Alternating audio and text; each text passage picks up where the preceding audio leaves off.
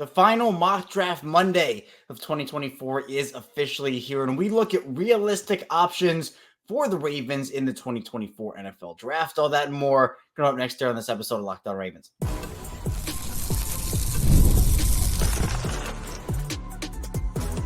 You are Locked On Ravens, your daily Baltimore Ravens podcast. Part of the Locked On Podcast Network, your team every day. Welcome into another edition of Locked On Ravens, your daily Baltimore Ravens podcast. I'm your host, Kevin Ostreicher of Ravens Wire, coming to you, as always, from the Locked On Podcast Network, your team every day. Thank you so much for being here and making Locked On Ravens your first listen each and every day. We're free and available on all podcasting platforms. That includes in video form on YouTube and audio form wherever you get your shows. Be sure to subscribe to the channel in video form on YouTube. You can like the video as well. Also, be sure to follow along in audio form wherever you get your podcasts, Apple Podcasts, Spotify, the whole 9 yards, 5 days per week of daily Ravens coverage Monday through Friday. And this week, it's going to be all 7 days of the week with the draft officially here, draft week officially here. Today's episode of Locked On Ravens is brought to you by FanDuel. Make every moment more. Right now, new customers get $150 in bonus bets guaranteed. There's $150 win or lose. Visit FanDuel.com/LockedOn to get started. We are back, and as I mentioned, draft week is officially upon us.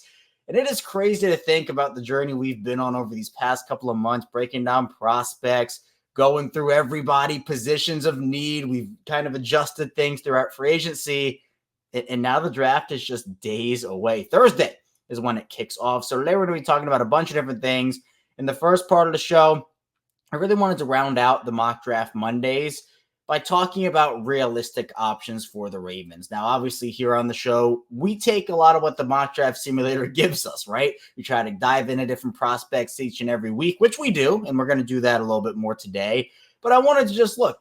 There are realistic options for Baltimore based off of positions of need, best player available, and what types of players Baltimore is looking for. So we're going to go into those in the first part of the show. And then my mock draft for Mock Draft Monday will have some of those players and some of those traits involved in it. So that'll be the second part of the show. And then we will round it out with our Mock Draft Mania. Again, mock drafts on Twitter, where I put out the mock draft from Mock Draft Sunday, and then whoever comments on the quote tweet from Locked On Ravens, I read those out just based off of how I see them. So, all right, we'll dive into it. Last Mock Draft Monday. Let's get it. Realistic draft options for the Ravens. Now, we've talked a lot about the positions of need for Baltimore. And look, the big four, I've said it, offensive line, corner, wide receiver, and edge. Those are the four I'm looking for. But realistically, when we're talking about options, I don't just mean players. I mean strategies. I mean positions that they could draft. When you talk about strategies, what does this Ravens do well? What does this Ravens team do at the top of the league where not a lot of teams, maybe not even any team, can challenge them? Best player available. They do such a good job at it, not only planning for the year ahead, but planning for the future. And that's not going to change this year. It maybe might have a little bit of a twist on it because Baltimore does have so many positions of need. There are only really a couple that would be complete head scratchers and honestly would be completely terrible decisions. But the Ravens understand they're not taking a quarterback in the first round. They're not going to take a tight end in the first round. But realistically, I do think depending on how the board falls, there are a couple of dark horse, I guess, opportunities is the word I'll use for the Ravens to go out there and get a talented player. We've talked all the time about tackles. We have highlighted tackles. We have talked about them. But the Ravens might even take an interior offensive lineman this year. And I've been kind of thinking about that over the past maybe week or couple of weeks or so, where I think we've been so focused on the tackles because, well, they've lost Morgan Moses. Ronnie Stanley is not a long-term piece. And that was a big area of struggle at times for them last year, especially in that rotation. We're so focused on that. Plus, tackles are very important. But we have to remember the Ravens did lose two guards, their starting guards, John Simpson and Kevin Zeitler. So they couldn't, especially if they want to take a tackle and move that guy inside, if maybe their foot speed isn't up to par, breaking out of their stance.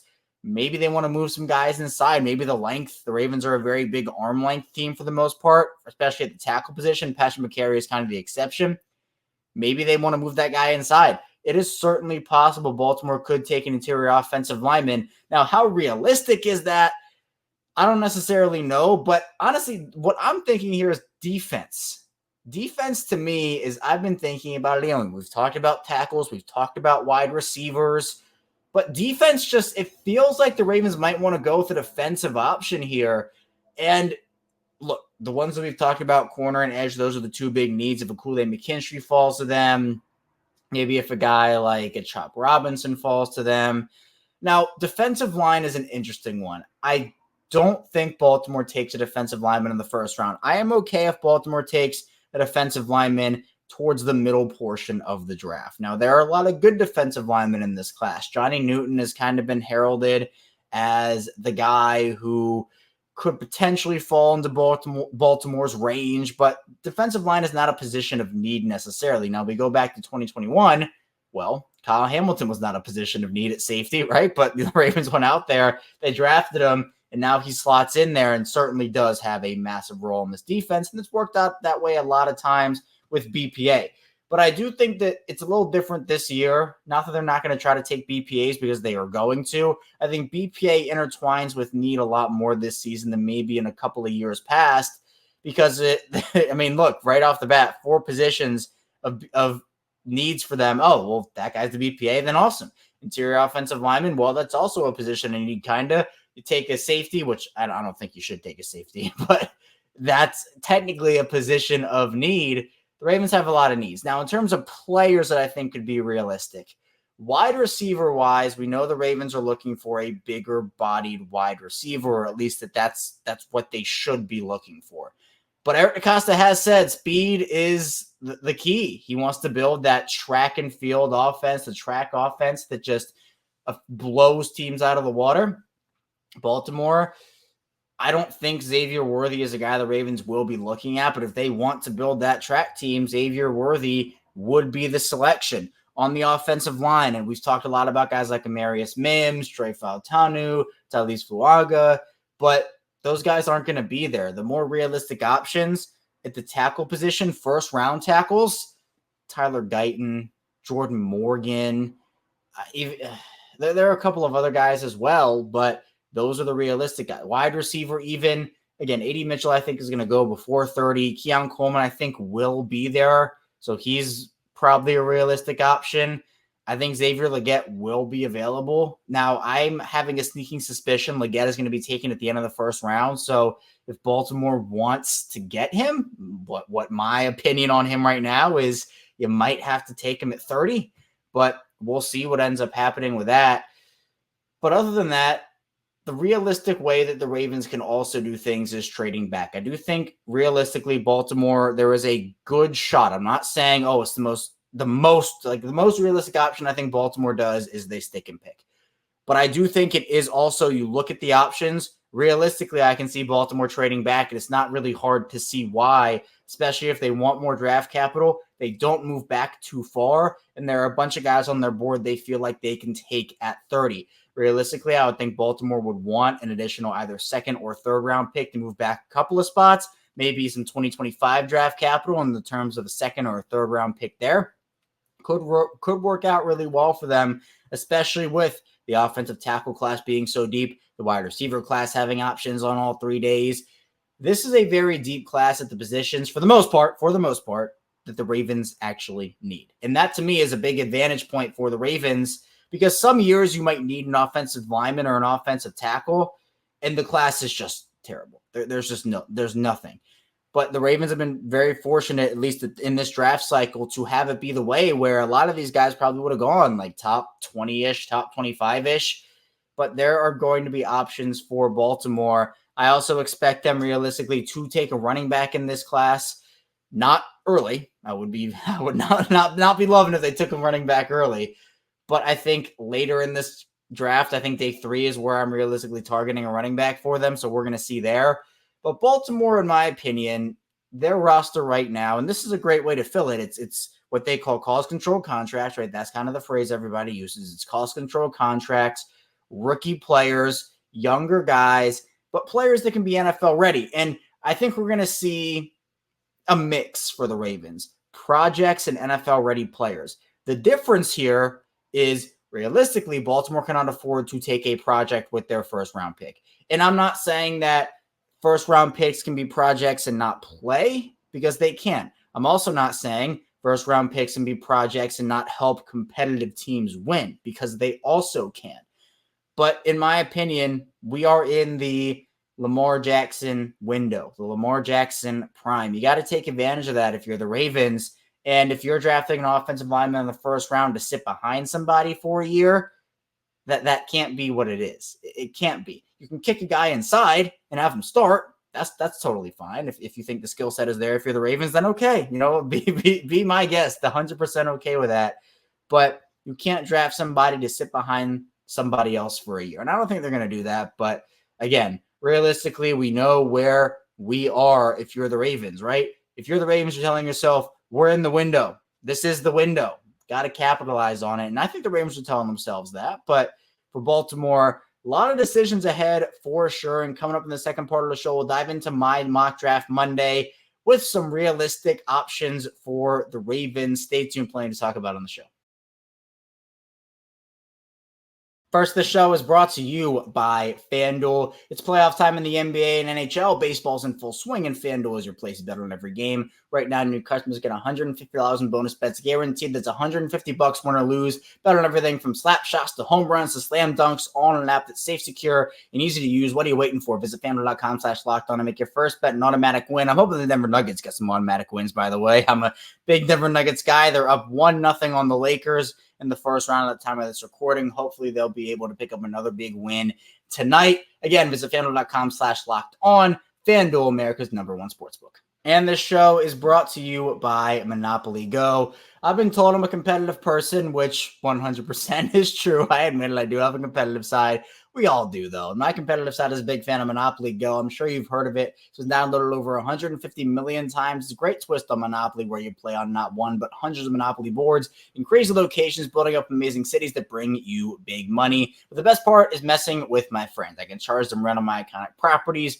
just like classic Monopoly, but now I can also heist their vaults of riches for myself, and the leaderboards show me who the biggest Monopoly tycoon is. But it's not just my competitive side that loves it. You can team up with friends and people all around the world in time tournaments to earn huge rewards. So get in on the game and join your friends. Download Monopoly Go now, free on the App Store or Google Play. We're back. Our second segment of Locked On Ravens. Kevin Allshucker still talking with you here on this Monday, this mock draft Monday. It's the final one. It's crazy.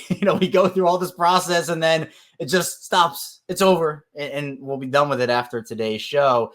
But of course, we'll be back with it for 2025, although that is many months away. Still got to get to the 2024 draft. Let's get to my final mock draft of this whole draft cycle. Now, again, I tried to be realistic with this and tried to get prospects that we haven't talked about so far yet on the show. Now, there is some overlap, but I tried my best. So with number 30, I ended up taking Tyler Guyton, the offensive lineman from Oklahoma. We haven't talked about Tyler Guyton on this show yet. He's a player I think has been widely mocked to the Ravens. He'd be a really good option for Baltimore, in my opinion, and I think he's realistic. Again, we've talked about Amarius Mims, talked about all those guys.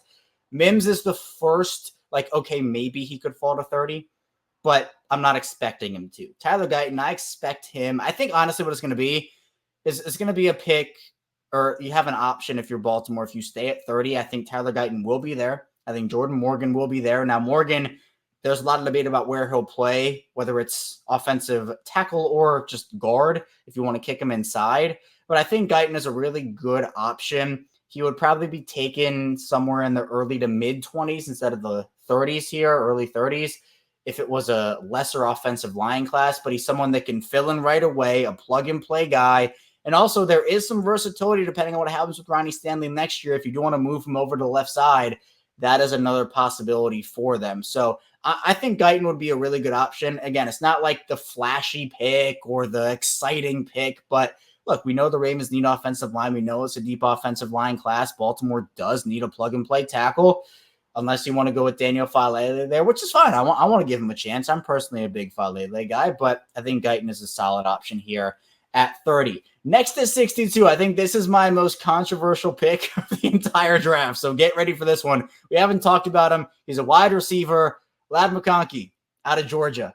Now, this goes against everything Literally everything. This goes against everything I've been preaching on this show for the past 2 months, essentially, which is Baltimore needs that big-bodied receiver, go up there, catch contested passes. Ladd McConkey is not that player. Now, he's really good. He's a really good player.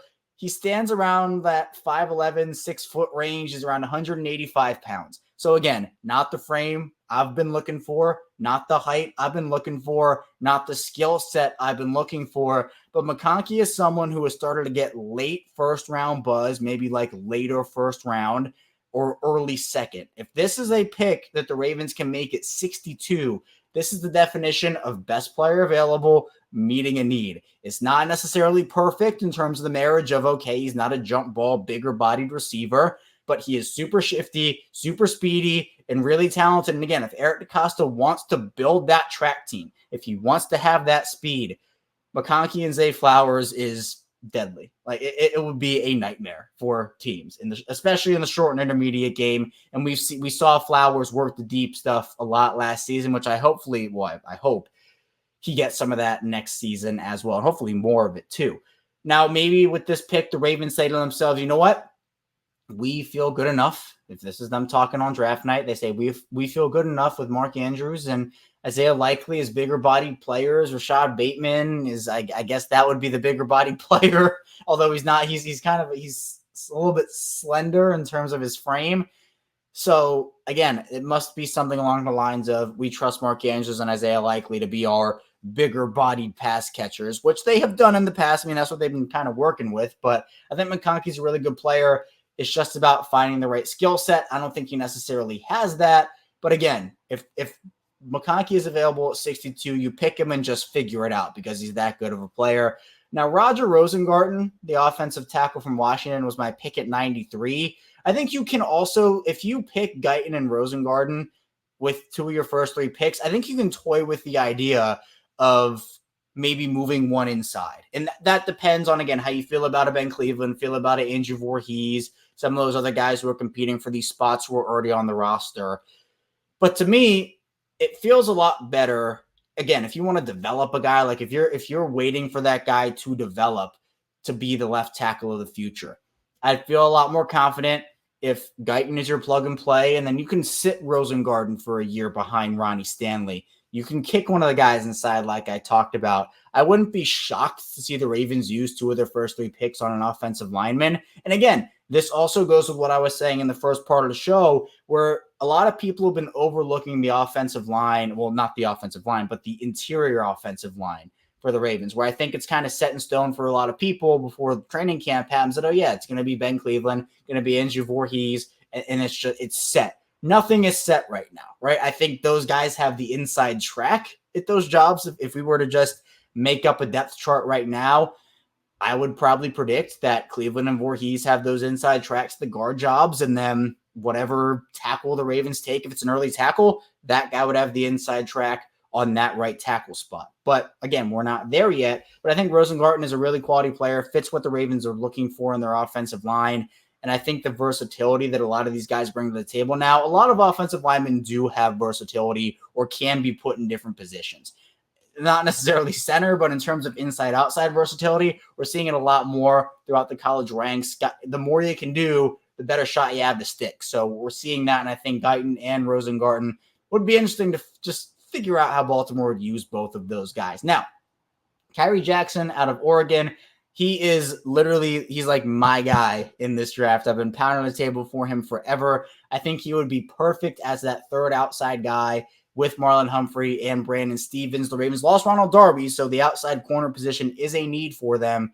I think Kyrie Jackson is such a good player again. And there are other guys you can look at. Kalen King from Penn State, Cam Hart from Notre Dame, Renardo Green from Florida State. There are plenty of mid-round corner options that I think would fit really well with the Ravens, especially on the outside. And I think that Kyrie Jackson can be a really good fit for the Ravens, both with his physicality and also his coverage skills. Now, number 130, I ended up taking a running back. I took Jalen Wright. Now, in no way, shape, or form am I taking a running back on day 1 or 2. No running backs in the first 3 rounds for me, but Jalen Wright is consensus one of the best running backs in this class. A lot of people honestly have him as the best running back in this class. I know there's a lot of conversation about a couple other guys, but Jalen Wright, to me, is a really quality player that I think if you draft a guy, it's easy to move that guy back to the 4th spot when Keaton Mitchell comes back. You obviously have Justice Hill and Derrick Henry as well. So the Ravens, Eric DeCosta made it clear that, this team's looking for a running back, and I think that Jalen Wright could be the guy for him. Now, 165, Muhammad Kamara, the edge from Colorado State, is the pick. A lot of production at Colorado State. Could be a nice developmental piece for them. They have Kyle Van Noy, they have Odafe Owe, David Ajabo. They're going to be relying on those 3 a lot this season. And maybe they bring in somebody else after the draft. But I think Kamara is a player, and Edge has gone down on the needs tier list, I guess, if you want to call that, because of the Kyle Van Noy signing. I would expect them to take a day 3 edge. Maybe if they feel really good about someone, they could take a guy at 30 like a Chop Robinson or on day 2. But I'm personally taking one on day 3 and just kind of going from there. Now, Jawan Briggs, the defensive lineman from Cincinnati, was my pick at 218. For me, again, defensive line, I'm okay with the Ravens taking a defensive lineman. They usually take defensive linemen. They've had success taking mid to late round defensive linemen. Briggs is someone who's right around 313 pounds, space eater, someone does a lot of good things. Developmental piece, again, they have their 5 this year. If they keep 6, obviously Briggs will be on the roster. They don't need him to contribute right away. Now, 228, I took another wide receiver in Josh Cephas at a UTSA. We've talked about Josh Cephas a little bit on the show, especially earlier on in the mock draft Mondays, but he's a bigger bodied wide receiver. So I don't anticipate Baltimore taking 2 wide receivers, but with the Ladd McConkey selection, I ended up making it so that, you get the smaller player and then the bigger player. So it worked out. And then I had to round it out with my guy, Jacob Monk out of Duke. I've taken him, I think, at 250 in almost every single mock draft. I love Jacob Monk. He thinks he brings a lot of intangibles to the table. So definitely a big Jacob Monk fan. I'm not too mad about this drafter. I think I actually expected a lot more backlash than I got on Twitter. So I'm happy that a lot of other people liked it as well. But for a last mock draft, I will take this one 10 times out of 10. Coming up, in the final part of the show, we're going to be talking about your mock drafts on Twitter. Stay tuned, plenty to talk about on the show.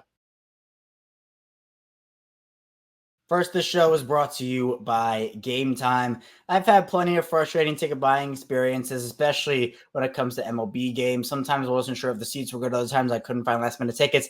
Other times there were no good deals at all. Gametime is an authorized ticket marketplace in Major League Baseball, which makes getting tickets even faster and easier. Prices on the Gametime app actually go down the closer it gets to first pitch. With killer last-minute deals, all in prices using receipt and the lowest price guarantee, Gametime takes the guesswork out of buying MLB tickets. And on the Gametime app, there are plenty of Orioles games. Me, obviously, being the host of Locked On Ravens and being in Baltimore, the Orioles. I'm a big Orioles guy, so I'm planning to get down to Camden Yards a lot this year.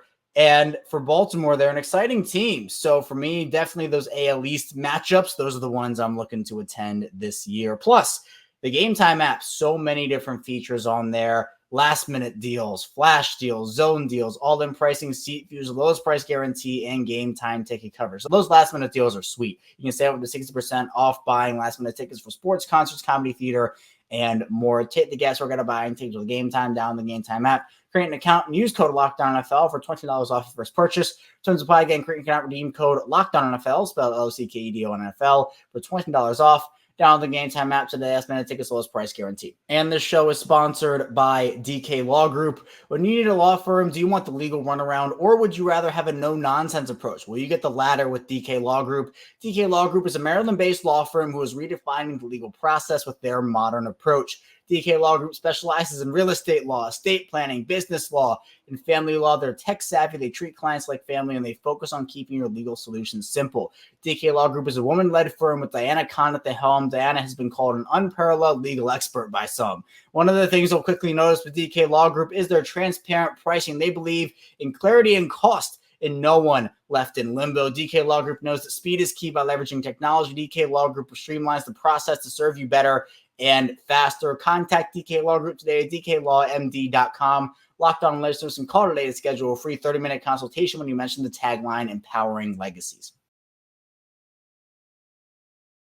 We're back. Our final segment of Locked On Ravens. Kevin Oestreicher still talking with you here.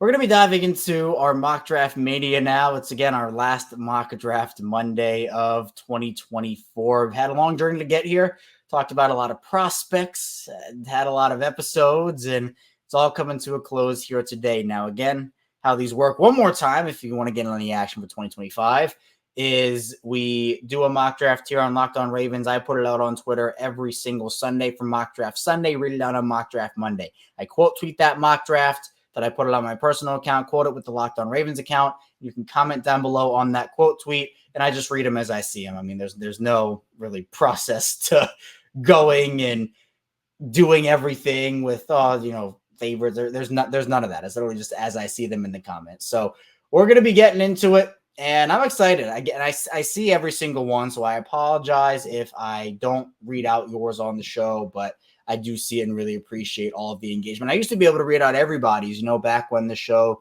was a little bit smaller. We only got a couple of these a week, but now we have so many, and it again just shows how much growth we've had, which it's just been incredible. So let's start off with one from Nate, who has the Ravens. This is a trade. I don't know the trade, but at 32, the Ravens take Keon Coleman, wide receiver from Florida State. So obviously Baltimore moved back from 30 to 32 here. Number 62, Adisa Isaac, the edge from Penn State, is the selection.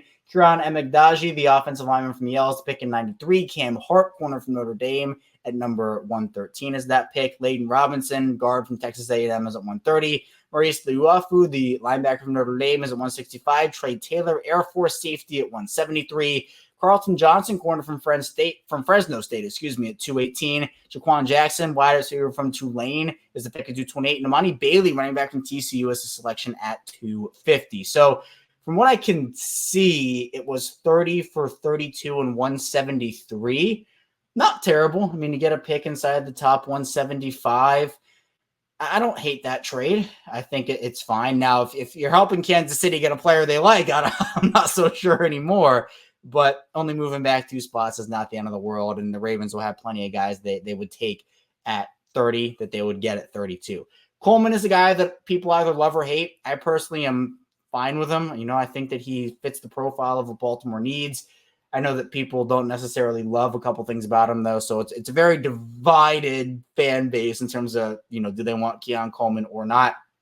Now, then you get Adisa Isaac, who I think is fine. I think that's a fine player. Kieran, we've talked about a lot. I like him as a 3rd-round prospect and someone that you can either start if he wins the job, or you're still fine with playing a guy behind, or with playing a guy in front of him and he sticks behind there. Cam Hart is one of those guys we talked about as a solid outside corner. So I'm totally fine with that pick. 2 offensive linemen. It's only the 2, it's 2 wide receivers. Running back, Amani Bailey is one of those later 7th round guys or 6th round guys I like. Anywhere in the 5th to 7th, honestly, like Kimani Vidal or Isaac Guerrero, like one of those guys. Totally cool with that. So I do like this pick. Linebacker is a need that I think people are overlooking too. I'm glad Nate had this pick for linebacker, because inside linebacker could be a pick here. I know the Ravens signed Chris Board. They drafted Trenton Simpson, but they lost Patrick Queen. They lost Delshon Phillips. I could see the Ravens adding a guy for special teams value. Let's get into one more. Let's round it out with B more finest. Kingsley Suamataia, the offensive tackle from BYU, is the pick at 30. Marshawn Nealon, the edge from Western Michigan, is at 62. Renardo Green, corner from Florida State, at 93. Javon Baker, wide receiver from UCF, at 113. Marshawn Lloyd, running back from USC, at 130. Sauta Lama, I hope I said that right, guard from Utah, at 165. Walter Roos, tackle from Oklahoma, at 218. Carlton Johnson, Fresno State, corner, at 228. Jalen Simpson, safety from Auburn, at 250. I like Kingsley a lot. He's gotten a lot of hype. I think he was in that early 3rd, late-ish 2nd range. He is now, I think he's going to probably be taken in the 1st round, if not 1st round, very early 2nd. A lot of talent for Kingsley. Marshawn Nealon is fine. Again, fine edge rusher at 62. Renardo Green's one of those corners I like in that mid-3rd, 4th round range. Even in the 2nd round. 2nd round's interesting. There are some guys like Kalen Carson who's getting a lot of hype, but I'd rather take a guy in the 3rd or 4th round, honestly. Javon Baker, UCF, 113 is fine there. Marshawn Lloyd at 130, that's around the area I'd take a running back. 3 offensive linemen at 165 there and 218. Those are the other 2. Carlton Johnson for 2 corners. I think this is a very good needs-based draft. Safety is an underrated need for them, so Be More Fine is taking a safety at 250. Not mad about that one at all either. So, yeah, this is a solid mock draft. I like this one a lot from Be More Finest. And that's all I have for you today on Locked On Ravens. Thank you so much for tuning in. Come up tomorrow, more NFL content as we get closer and closer to the NFL draft. We'll be back here tomorrow. I'll see you back here soon on Locked On Ravens.